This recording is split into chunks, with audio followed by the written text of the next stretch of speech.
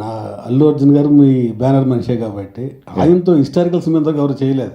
అందరూ చేశారు. అంటే రాణి రుద్రమలో చిన్న క్యారెక్టర్ చేశారు కానీ భవిష్యత్తులో ఆయనతో ఏమన్నా అశోక్ చక్రవర్తి ఇట్లాంటి క్యారెక్టర్ అంటే ఇప్పుడు ఆయన డేట్లు మాకు దొరకాలన్నా కూడా మేము 3-4 years వెయిట్ చేయాలి ఇప్పుడున్న సిచ్యువేషన్లో. అంటే Ashoka based in pan India range market. And ఇప్పుడు మినిమం ఒక 1000 కోట్లు రిస్క్ చేయాలి ఆయనతో సినిమా తీయాలంటే.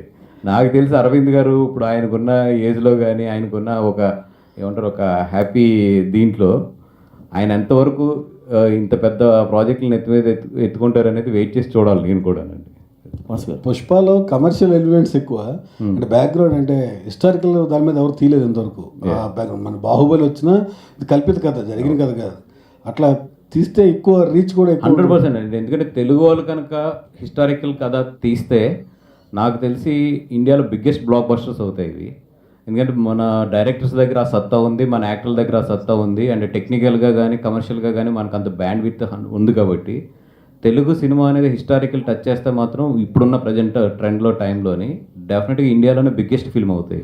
నాగమ్మ పెట్టుకుంటే క్యారెక్టర్ తెలుగు ఆర్టిస్ట్ ఎవరు మీ మనసులో? ఇంకా ఆలోచించలేదు.